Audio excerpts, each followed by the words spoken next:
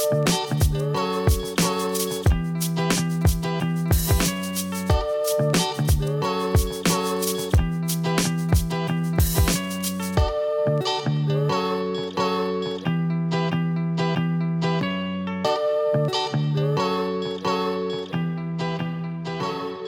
guys, welcome to my channel. This is Elena with another episode of Expat Life from Ukraine. Recently I published a very popular video about my plant tour, and you can watch it here, and after watch it return to this video. But in this specific video I want to share with you the troubles and issues that I run into with my plants. By no means do I want this video to be demotivational. Believe me, having plants in your house is a blessing. It's a wonderful feeling waking up and see a lot of greenery around you. But I don't want to lie in saying that, it's all beautiful, green and leafy. We do run into our fair share of issues with the plants, and I just wanted to share them with you in what is supposed to be a very realistic talking session. That being said, let's dive into the plant tour. So I think I'll start with our Chinese evergreen, which by all means is a wonderful plant, but recently we started having these issues with the plants yellowing. The reason why this happens, I think, is that the plant is blooming right now, and it might need some additional resources for the flowers and new leaves. So usually, it doesn't look right. We are trying to cut them off. So I have my scissors and my sanitizer. Every time when you chop a leaf off with the same scissors, you have to sanitize them just in case you don't bring any infection further. So as you can see, a very beautiful plant, but this has to go here. I think this is also going to go. It's looking better. But we've been also having this browning on the edges of the leaves for a while, I think for maybe the last 6 or maybe 7 months even. And the person who comes from the nursery to check on the plants, they have such a service, told us that this might be due to root rot. So there is too much water in the roots. So that's one of the most common problems that people are experiencing with plants. The roots are in the stale water, and that is causing this kind of yellowing. We've been treating the plant with medicine, but so far, we still have it on the edges here, like you can see. So yeah, good news is that it's flowering, and the flowers are really exquisite. Onto this plant. It was all fine. We took 2 cuttings, so we cut the vines one time and then the second time, and I'll show you the plants in a second. But now we are struggling with this problem. The edges of the leaves are kind of drying and yellowing,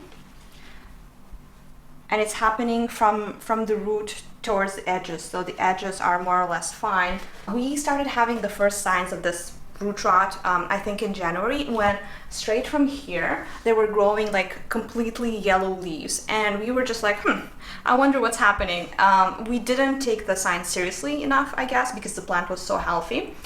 So it happened a couple of times, I think 2 times when we got the leaves, and then we started seeing the yellowing of the normal leaves. We've tried to water the plant less, and we're also giving it medicine, which is supposed to help. But now I understand the phrase plant mama. Caring after plants is like caring after children, and I've used this metaphor before, but it's true. You give medicine and you're praying that everything works out and the plant gets better.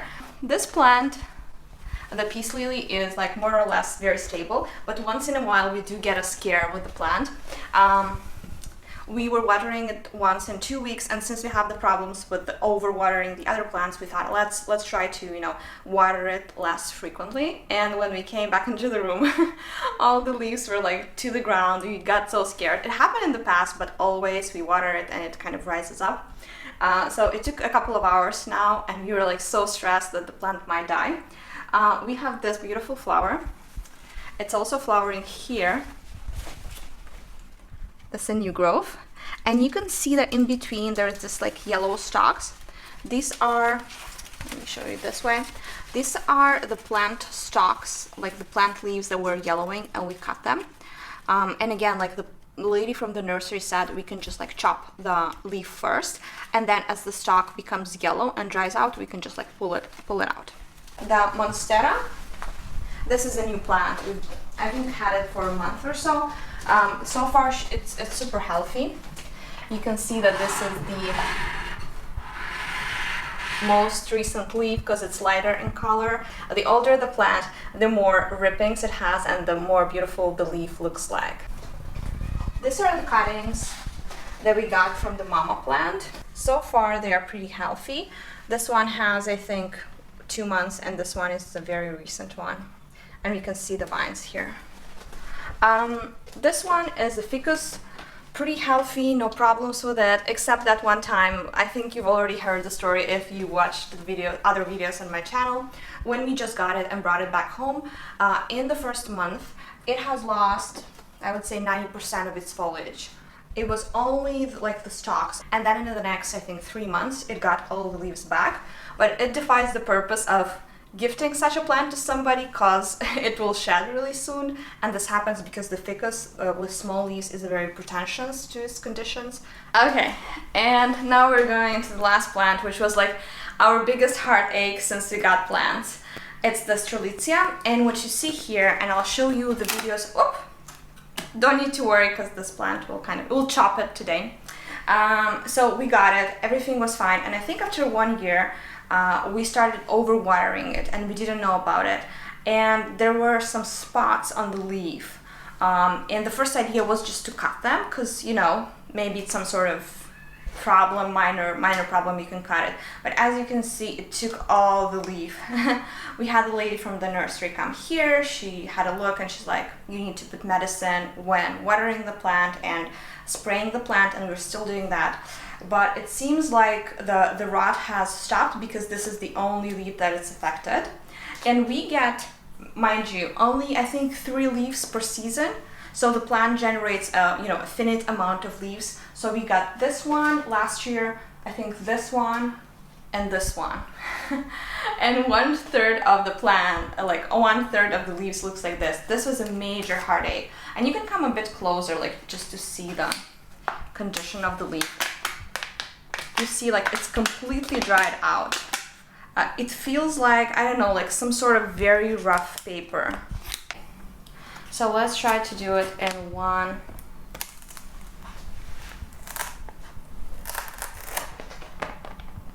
Here we go.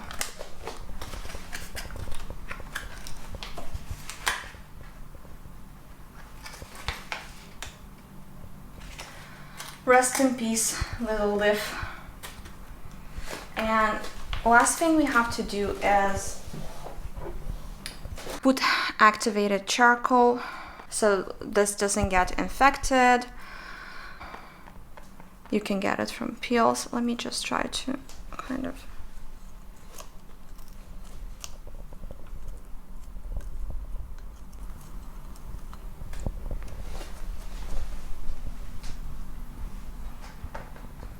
Okay. And I think we're done with this plant. Another issue that a lot of Strelitzia owners run into is the rippings on the leaves. And sometimes it comes from mechanical reasons. For example, our room is not so big, so whenever we pass through this part and we touch this leaf, it leads to ripping the leaf, as you see here. But sometimes, even as the leaf unfolds, like this one, it rips itself. So it got stuck to a part of the leaf and it ripped almost to the core, almost to the center. There's nothing what we could do about it. It's just how the leaf unfolded. So if you have Strelitzias, definitely have to consider root rot, and definitely the leaf rippings is part of life for this plant. So like if you get too stressed about it, probably not the best plant for you. Also, we have 3 plants here. I think it's worth mentioning. And I always thought when I saw it in any pictures in magazines that it will grow straight up. But since the source of sunshine is in this side, and there are a lot of leaves here, it gets like tripped over the edge. So we bought this green support to support the plant growth, and I hope the majority of new leaves will come this side, so it kind of balances the plant. This is all for this room. Let's go to the next one. Another challenge that we have with the plants is this beautiful Ficus elastica. On one hand, the plant looks amazing, but on the other hand, we've been struggling with two things. First of all, out of the 3 plants that are in the same pot, this plant's growth seems to be stunted. Maybe it's because the specimen is weaker than the other 2, but also we had some lateral growth. So there's been, it still is a branch here, and then we had one at the base. And the one at the base we just got because we believe that the fact that the plant has to grow 2 additional branches is really stunting and slowing down the growth.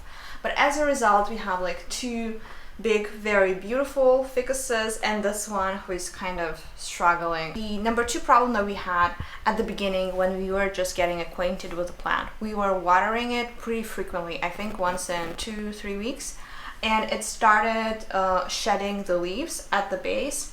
That's why here the stem is almost naked, as you can see.